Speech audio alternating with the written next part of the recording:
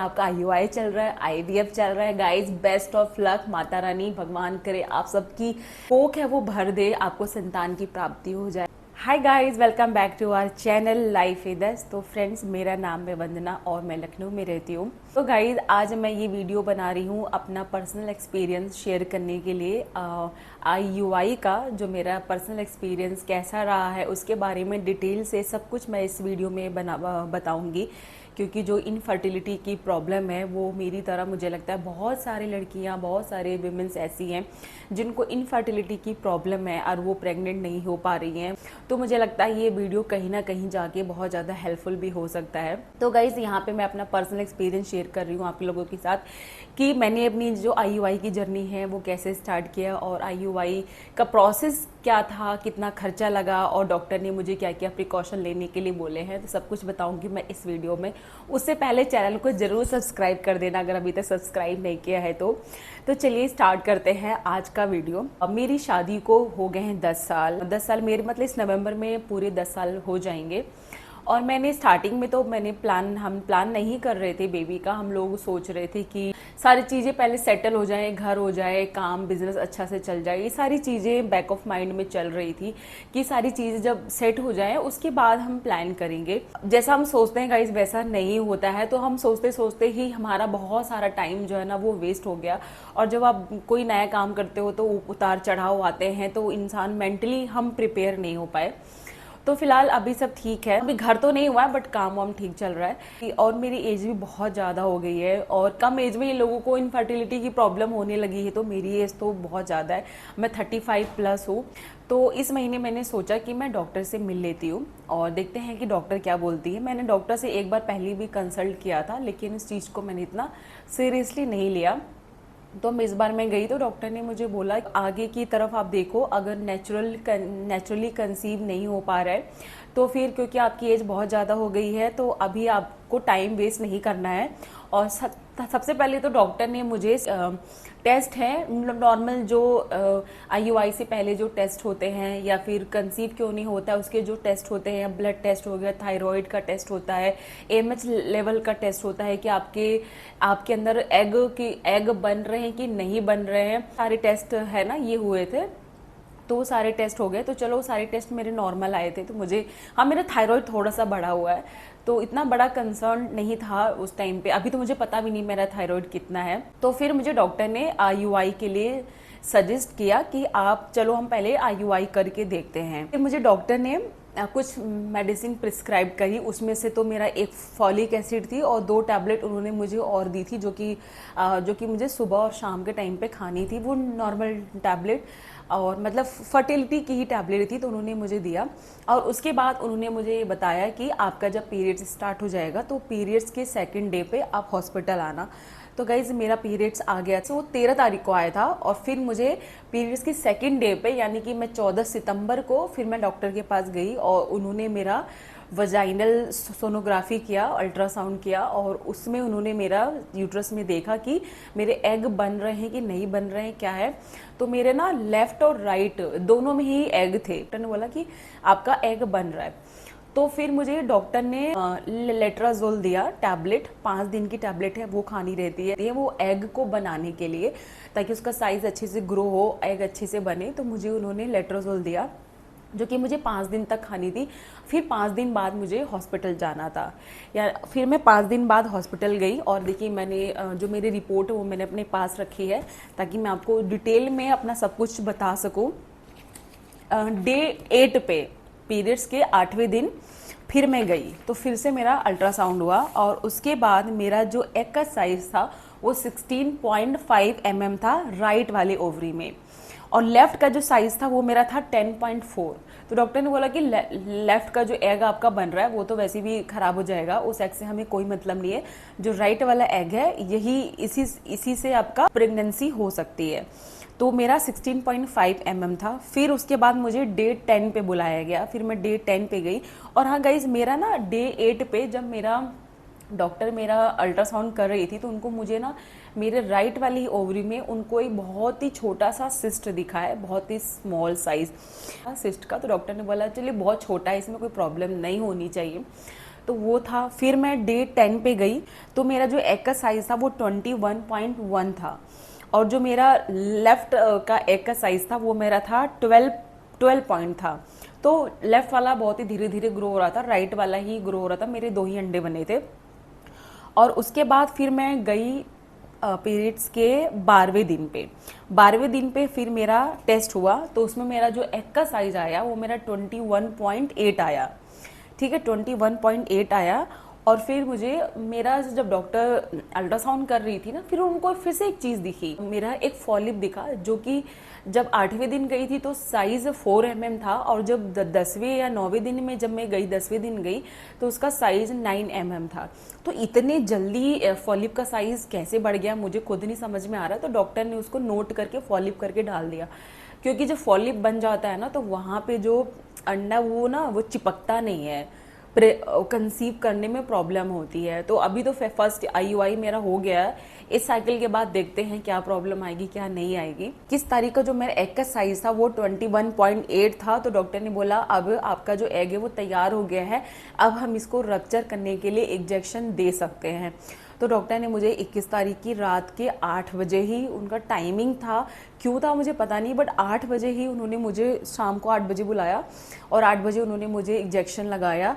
उसके बाद उन्होंने मुझे फिर 23 तारीख को बुलाया और बोला कि 23 तारीख तक ये रप्चर हो जाना चाहिए। फिर मैं 23 तारीख को आई तो मेरा जो एग है वो रप्चर नहीं हुआ था। तो थोड़ा सा मैं भी उस टाइम डर गई थी कि क्यों नहीं रप्चर हुआ। डॉक्टर भी कह रही थी चलो एक दिन और देख लेते हैं। फिर उन्होंने मुझे फिर 24 तारीख को बुलाया, और हाँ, उन्होंने मुझे 23 तारीख को ये बोला कि राइट से अगर आपका एग रप्चर होगा तो राइट साइड में आपके ओवरी में ना पेन होने लग जाएगा। लेफ्ट में पेन नहीं हुआ, राइट में होगा, क्योंकि राइट का ही जो एग साइज था वो बड़ा था, तो आपके राइट साइड में पेन होगा। तो मैं हॉस्पिटल से मतलब 2:30-3 बजे आई, और मेरा शाम के ना 4:30 बजे से मेरा ना पेन होना स्टार्ट हो गया। बहुत गंदा वाला पेन नहीं होता है, हल्के हल्के से क्रैम्प्स पड़ते हैं, जैसे पीरियड्स वाला पेन है ना वही समझ लो, बहुत लेकिन कम रहता है। थोड़ा अजीब सा लगता है, अनईजी सा फील होता है। मुझे ना अचानक से क्रैम्प्स पड़ रहे थे, थोड़ा थोड़ा दर्द हो रहा था। फिर मैं समझ गई, और ये मुझे दर्द हुआ था कम से कम 3 से 4 घंटे तक। फिर मुझे ऐसा लगा, क्योंकि फर्स्ट टाइम हो रहा था ना मेरे साथ, एक्सपीरियंस ऐसा फर्स्ट टाइम कर रही थी, तो मुझे लगा कि शायद एग रप्चर हो गया है। तो थोड़ा सा मुझे तसल्ली हुई कि चलो एक स्टेप तो हम आगे बढ़े। फिर मैं 24 तारीख को हम लोग फिर हॉस्पिटल गए, मैं और मेरे हस्बैंड हिमांशु। फिर हम 24 तारीख को हॉस्पिटल गए, फिर डॉक्टर ने चेक किया, तो फिर मेरा जो एग है वो रप्चर हो गया था। मुझे बहुत ज़्यादा तसल्ली मिली कि चलो ठीक है, एक स्टेप हम आगे बढ़े, मेरा एग तो रप्चर हो गया है। और उसके बाद फिर एग रप्चर हो गया था। उसके बाद फिर हस्बैंड का सीमन लेना था, उसके लिए हस्बैंड को जाना था लैब, क्योंकि जिस हॉस्पिटल में मेरा IUI हुआ है वहाँ पे वो लैब नहीं है, वो लैब था दूसरी जगह पे। तो हस्बैंड मेरे वहाँ पर गए और वो सैंपल को उन्होंने वॉश किया, मतलब लैब में वॉश होता है, जो भी टेक्निकल चीज़ें होती वो सब किया। 1.5 घंटा का प्रोसेस लगा उसको वॉश, जो स्पर्म होता है उसको करने के लिए। तो क्या होता है, जो मोटाइल स्पर्म होते हैं ना, और जो हेल्दी स्पर्म होते हैं उनको वॉश करके, और बस वो अच्छे वाले जो स्पर्म है वो इंजेक्शन में डाल के देते हैं।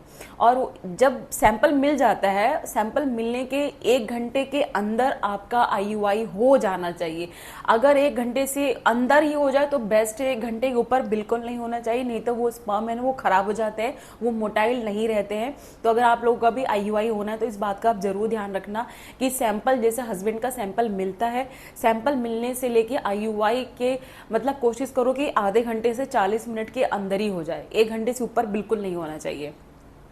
तो मेरे हस्बैंड को वहाँ से हॉस्पिटल आने में 15 मिनट लगा, और फिर हॉस्पिटल की तैयारी में मुझे मतलब मेरा आधे घंटे के अंदर या 35 मिनट के अंदर मेरा जो है IUI हो गया।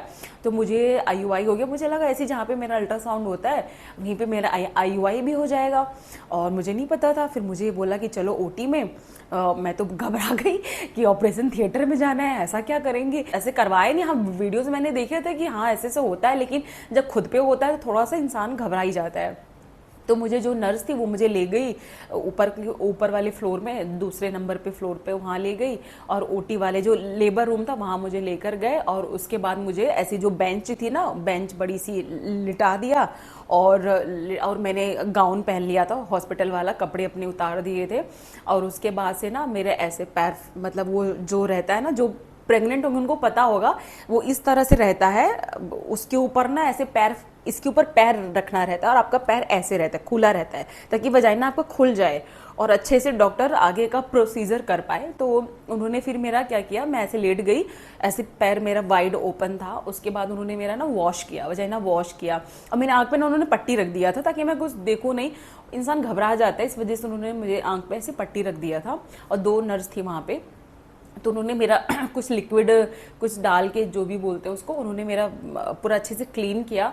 उसके बाद डॉक्टर आई और वो प्रोसीजर होने में मुश्किल से मुझे लगता है 5 मिनट का समय लगा होगा, 5 मिनट से ऊपर लगा ही नहीं होगा। वॉश किया, उसके बाद सीधे इंजेक्ट कर दिया। उसमें ये बिल्कुल भी पेनफुल नहीं होता है, बिल्कुल भी। जब हल्का सा अंदर जाता है ना तो लगता है हाँ अंदर कुछ गया है, बट ऐसा कुछ भी पेनफुल नहीं होता है। मुझे लगा बहुत दर्द होगा ऐसा, लेकिन कुछ ऐसा दर्द नहीं होता है। जब वो क्लीन करते हैं थोड़ा सा अजीब सा लगता है बस, लेकिन ऐसा कुछ पेनफुल नहीं होता है। तो डॉक्टर ने मेरा वो कर दिया, अंदर डाल दिया, और उसके बाद से मुझे वहीं पे एंगल पे, उसी पोजीशन पे मुझे कम से कम 20 मिनट, 20 से 25 मिनट मैं वहीं पे, ऐसे ही मेरा पैर था ऐसे खुला ही था, मैं वहीं पे लेटी थी। हाँ, और एक चीज उन्होंने और किया था कि मेरा जो बेड था ना, जो जिसपे मैं लेटी थी, तो मेरा पैर ऐसे ऊपर आ गया था और सिर नीचे, मतलब आप ये समझो कि ये मेरा पैर है और ये मेरा सर है, ये इस तरह से बेड हो गया था, ताकि जो उन्होंने सीमेंट डाला वो मेरे अंदर तक, यूट्रस के अंदर तक, जहाँ पे एग है वहाँ पे चला जाए। तो वहाँ पे मैं 20 मिनट लेटी रही, 25 मिनट। उसके बाद फिर उन्होंने मुझे नीचे मैं गई लिफ्ट से, और नीचे भी मैं बेड पे लेटी रही आधे घंटे तक मैं वहाँ पे लेटी रही। फिर मैं आधे घंटे बाद फिर मैंने कैब किया, क्योंकि हम लोग स्कूटी से गए थे। तो फिर डॉक्टर ने मुझे स्कूटी पे जाने से मना कर दिया था। उन्होंने बोला था झटके लग सकते हैं, इस वजह से स्कूटर, बाइक, स्कूटी से नहीं जाना है, 4 व्हीलर से जाना है, और कोशिश करना है कि रास्ते में ना बिल्कुल भी धक्के नहीं लगे। ये तो था गाइज मेरा IUI का प्रोसीजर कि कैसे हुआ था। तो गाइज अब बात कर लेते हैं कि मेरा खर्चा कितना लगा IUI में, टोटल कितना एक्सपेंस लगा। तो मैं आपको सब कुछ एक एक चीज़, एक एक खर्चा मैं आपको सब डिटेल में बता देती हूँ। तो जो मेरी डॉक्टर की फ़ीस थी वो है 700 रुपये, 700 रुपये मेरी फ़ीस लगी। और जो मॉलिकुलर मॉनिटरिंग चल रहा था तो उसके लिए मैंने 1200 रुपये जमा किए थे, जो कि हर दूसरे दिन पे जो मेरा अल्ट्रासाउंड हो रहा था, 5 दिन तक मेरा जो अल्ट्रासाउंड हुआ उसकी जो फीस है वो है 1200 रुपये। तो 700 रुपये डॉक्टर की फीस हो गई, अल्ट्रासाउंड का हमारा हो गया, जो फॉलिकुलर मॉनिटरिंग का हो गया 1200 रुपये, 1200 रुपये ये हो गया। और जिस दिन मेरा IUI हुआ, तो 3rd नंबर जिस दिन मेरा IUI हुआ, उस दिन जो मेरे हस्बैंड का सेमन, जिस लैब में गए थे सेमन के सैंपल के लिए, तो वहाँ पे उनके 2500 रुपये लगे थे। और उसके बाद से जो मेरा IUI का जो प्रोसीजर था, जो हॉस्पिटल में जो हुआ था, उसकी फ़ीस लगी थी 1500 रुपये। तो और फिर और मुझे ये जो टैबलेट दिया गया था प्रोजेस्टेरॉन करके, ये जो टैबलेट है इसकी ये मुझे 800 रुपये का मिला था। 10 दिन की टैबलेट है, ये मेरी 800 रुपये की थी। तो बहुत ज़्यादा खर्चा तो नहीं लगा मुझे IUI में। मुझे पहले मैं सोची थी बहुत ज़्यादा खर्चा है, बट कॉस्ट इसकी कम है। और जो IUI के जो चांसेस हैं प्रेग्नेंट होने के, ये 10 से 12% ही होते हैं। उसके बाद डॉक्टर ने मुझे प्रिकॉशंस बताई कि मुझे क्या क्या प्रिकॉशन लेने हैं। तो फर्स्ट ऑफ ऑल तो उन्होंने ये बोला कि स्ट्रेस नहीं लेना है। गाइज सबसे बड़ा जो रोल होता है ना इसमें, स्ट्रेस होता है। क्योंकि हम लोग IUI करवा लेते हैं तो हमारे माइंड में ना बस वही चलता रहता है कि क्या होगा, कंसीव करूंगी कि नहीं, कि रिजल्ट पॉजिटिव आएगा, निगेटिव आएगा, पॉजिटिव आएगा, निगेटिव आएगा, यही दिमाग में चलता रहता है। तो गाइज मैं भी कोशिश कर रही हूँ कि मैं, देखो माइंड तो चला ही जाता है, लेकिन मैं कोशिश कर रही हूँ कि मेरा माइंड उधर नहीं जाए। और मैं अपना फ़ोन में कुछ वीडियोस देखती रहती हूँ। और मैंने ना 1-2 बुक्स मंगा ली है, जो कि मैं बुक्स पढ़ती रहती हूँ, ताकि मेरा माइंड जो है ना वो बिजी रहे, इन कामों में बिजी रहे। ऑस्कर रहते उसके साथ खेल लेती हूँ तो माइंड मेरा बिजी रहे। तो उसके लिए स्ट्रेस नहीं लेना है, फर्स्ट ऑफ ऑल डॉक्टर ने मुझे बोला। दूसरा ये है कि 2 से 3 दिन तक मैं ऐसे ना ट्रैवल नहीं कर सकती हूँ कहीं पे, और भारी सामान नहीं उठा सकती हूँ, बहुत हैवी एक्सरसाइज नहीं करनी रहती है, मतलब running, jogging, heavy weight lifting, gym, ये सब नहीं करना है। और वॉक भी 2 दिन बाद ही 10 से 15 मिनट के लिए ही बोला है, वो भी बहुत ही हल्की वॉक बोली है। ऐसे नहीं कि बहुत तेज वॉक कर रही हो, जॉगिंग कर रही हो, वो भी नहीं करना है। क्योंकि मैं 1 से 1.5 घंटे वॉक करती थी, तो फिलहाल मैंने अभी बिल्कुल वॉक नहीं कर रही हूँ। मैं नॉर्मल जो मेरा रूटीन है घर का वो तो करना है। एकदम बेड रेस्ट भी नहीं बोला है डॉक्टर ने कि बेड रेस्ट करना है, वो भी नहीं बोला है, बेड रेस्ट भी नहीं करना है।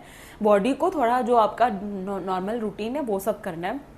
तो वो सब मुझे ऐसे बोला करने के लिए, और खूब सारा पानी पीना है, और ग्रीन वेजिटेबल्स होती हैं वो खाने हैं, फ्रूट्स खाने हैं, प्रोटीन लेना है अपनी डाइट में, अंडे खाने हैं। ये तो उन्होंने सब प्रिकॉशन लेने के लिए बोले हैं।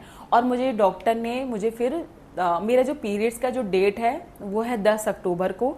तो 10 अक्टूबर तक मुझे वेट करना है और वेट करके देखना है कि क्या होता है। उससे पहले मैं टेस्ट नहीं करूंगी, ऐसा मैंने सोच ही लिया है कि मैं टेस्ट नहीं करूंगी। डॉक्टर ने एक टैबलेट मुझे, और जो 3 टैबलेट मेरी पहले की चल रही थी वो तो चलेंगी ही, साथ में उन्होंने मुझे एक टैबलेट और दिया है प्रोजेस्टेरॉन, जो कि मुझे ना सुबह शाम अपने जो वजाइना है ना उसमें डाल के रखना है। वह शाम 10 दिन की उन्होंने मुझे दिया है। तो गाइज़ ये है मेरा IUI जर्नी और IUI का एक्सपीरियंस, और ये मेरा फर्स्ट एक्सपीरियंस है। मैं विश करती हूँ कि इसी वाले में मैं प्रेग्नेंट हो जाऊँ, कंसीव हो जाऊँ, बट देखते हैं गाइज़ क्या होता है। कि हो जाएगा तो बहुत अच्छी बात है, नहीं भी होगा तो कोई बात नहीं, अभी है टाइम, अभी हम और भी ट्राई कर सकते हैं, बस हमें हिम्मत नहीं हारनी है। तो गाइज ये था मेरा IUI का मेरा पर्सनल एक्सपीरियंस, मेरी स्टोरी। आप लोगों से मेरा जुड़ने का, मेरी स्टोरी बताने का बस यही है कि मेरे जैसे बहुत लोग होंगे उनको शायद इस वीडियो से हिम्मत मिलेगी, क्योंकि एक दूसरे का दुख बांटने से, एक दूसरे की बातें सुनने से ना मन को थोड़ा तसल्ली मिलती है कि चलो मेरे जैसे और भी लोग इस दुनिया में जो कि इस तरह से ट्राई कर रहे हैं, थोड़ी सा हिम्मत मिल जाती है। और अपनी स्टोरी एक दूसरे से शेयर करने से ना भी पता चलता है कि हाँ उनका ये ट्रीटमेंट चल रहा है। कुछ हो सकता है कोई चीज़ मैं ऐसा बता दूं या आप लोग मुझे ऐसा बता दो कि जो कि मैं भी अपने डॉक्टर से जाके पूछ सकूं।